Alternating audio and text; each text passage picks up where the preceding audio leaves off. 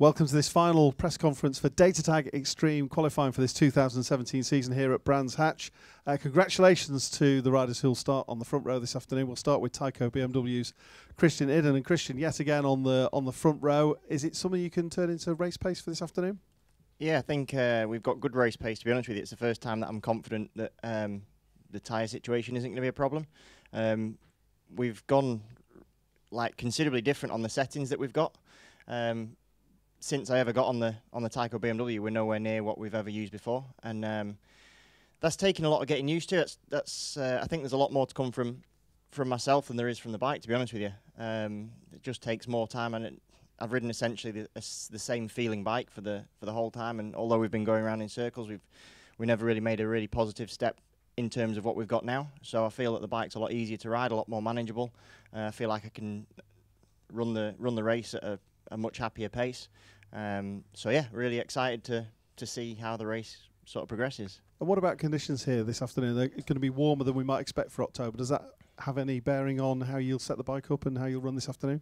Yeah, I mean, that's like Costa del Kent at the moment, and it's lovely. So yeah, I mean,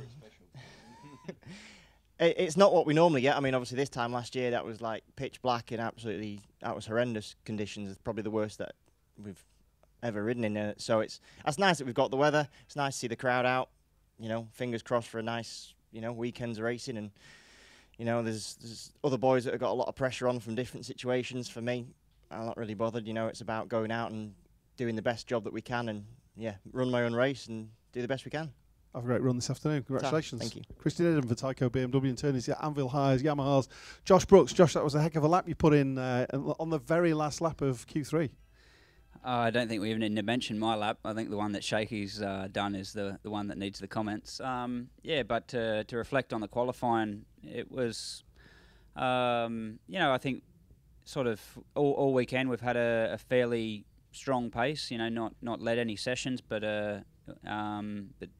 still been there. And the important thing for me and what I'm sort of, can get. If I can find confidence, it's in that our race pace is quite good. As you mentioned, the temperature's up, so I didn't really have any issues running the zero anyway. I've run it all year, and that just confirms the tyre without doubt. And the temperature's a bit higher, so that may actually work better for other riders that were sort of on the maybe not sort of area. So. But anyway, I'm enjoying the warm weather. The bike's working well. It's it's consistent in the lap times it can do. Unfortunately for me, the way I like to ride is to get out first straight away and try and get a clear lap and just ride my own piece of track. Not be interfered with other riders.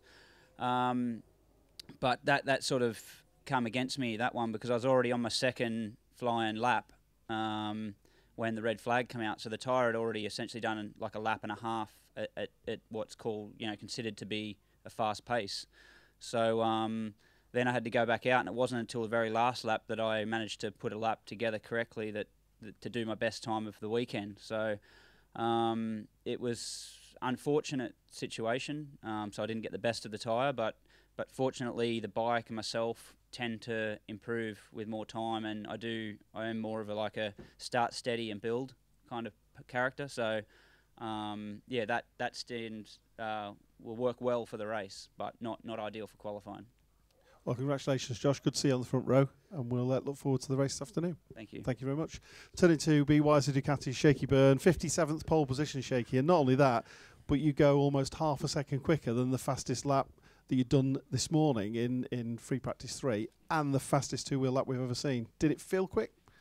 Yeah, it felt all right, but I think to be honest with you, I was on the flip side to Josh, I was quite lucky because I always go out late because you see all through practice, all through qualifying, lots of guys trying to jump on the back of other guys, and Josh's work ethic second to none. He gets out first every single session and just goes and does his thing, and the amount of people you watch on the monitor just trying to jump on the back of him, and I can't stand that. I like to do my own stuff all through practice and qualifying, and then see where I'm at in the race. And when I went out, I was probably the last person out on the track for Q3, and I literally just done an out lap and got a red flag as I got to Hawthorne. So I kind of pulled straight back in and hadn't even done anything on the tyre. So you know, one more warm-up lap, and you know, when the red flag went in, and that was me ready to attack. So the lap came together pretty good, and you know, talking to these two, it's like you know, when things are going really good, you know, you just hit your braking marker, you know, you turn in, you get to the apex with good speed, you get back on the gas, and the thing goes forward rather than sideways, and